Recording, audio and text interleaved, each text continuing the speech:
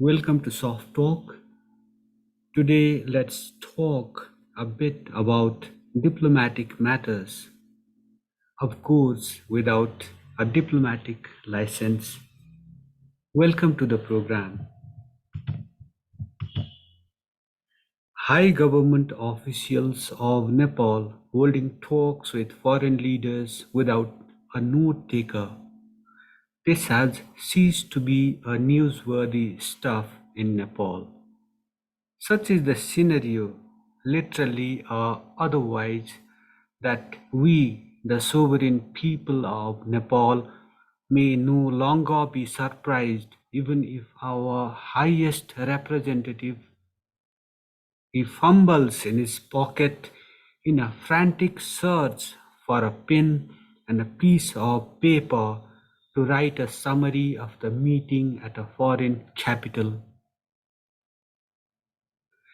Then come ambassadors from heavyweight countries, these diplomats calling on top political leaders in the latter's private chambers or bedchambers, if you will, or other convenient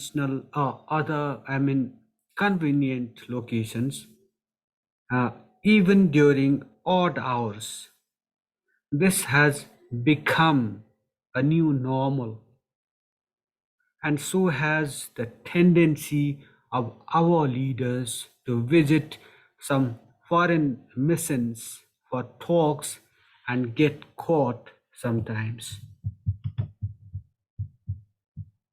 The media is replete with such instances. It has covered them, this undiplomatic conduct on the part of Nepal's political leaders in particular.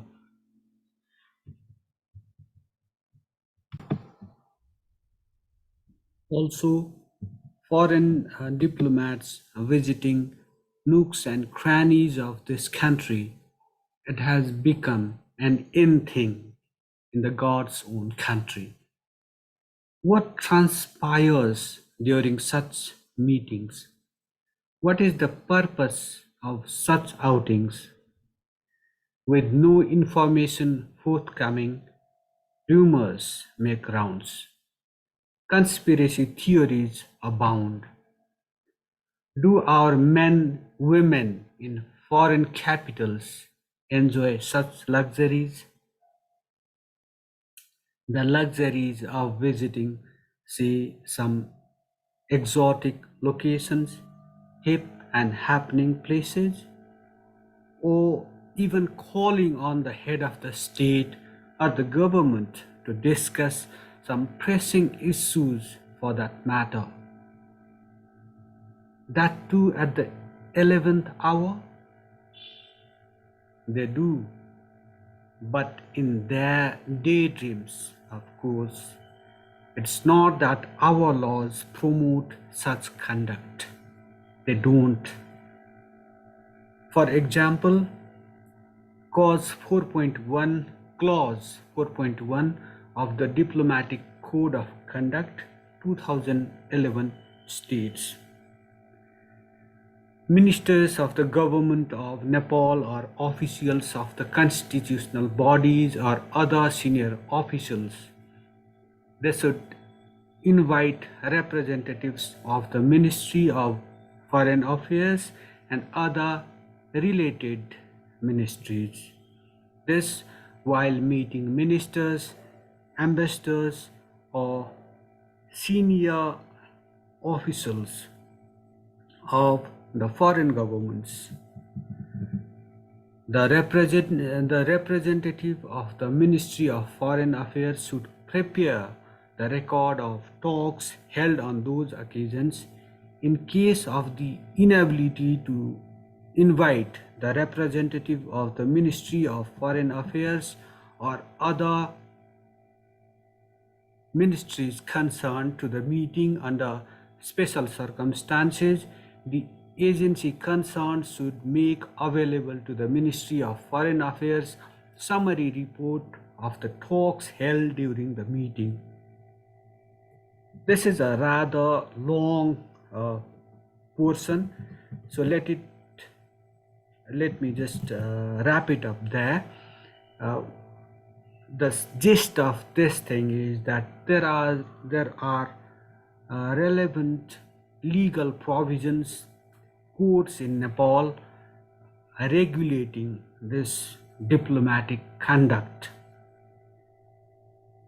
but they are seldom adhered to, they are seldom followed, they are violated more often than not.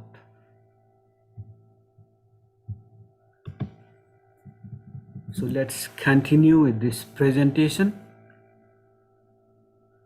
During his previous term as Deputy Prime Minister and Foreign Minister in the Pushpa Kamal Dahal led government, that was in 2011, Narayan Kaji Shrestha tried to enforce the code of conduct, the diplomatic code of conduct 2011, at least in part, but to little avail. Fast forward January 18, 2023.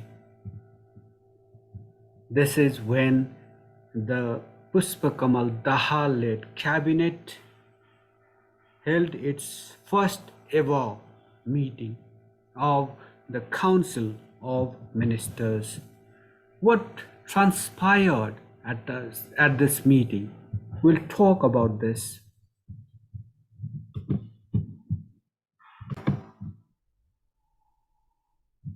During that meeting, the Pushpa Kamal Dahal led government decided that government ministers should ensure the presence of foreign ministry representative during their meetings with foreign diplomats and other representatives of foreign countries. This came in the wake of complaints that the government ministers were holding parleys with diplomats and other representatives of foreign governments that without informing the government of Nepal. An afterthought, was this was this cabinet decision followed at a high level meeting that took place on Wednesday itself? Once again, the government has taken an initial step, a step in a bid to ensure adherence to its own diplomatic code and other international best practices. The government will need tremendous political will to go the whole hog. Let the Vienna Convention and the Diplomatic Code of Conduct 2011 be its guide. They say no one can stop an idea whose time has come. The time to just rein in this undiplomatic conduct has indeed come. Yes, wishing the government the very best. With this, I wrap up this edition of Soft Talk. We are striving, as you already know, perhaps, to just promote citizen journalism. We are striving to be your true voice. We request you to subscribe to this channel, comment on our presentation, and be a little more generous and press that like button. Your support, it means an awful lot to us. Thank you for watching. Thank you for listening. Thank you for being with us through thick and thin.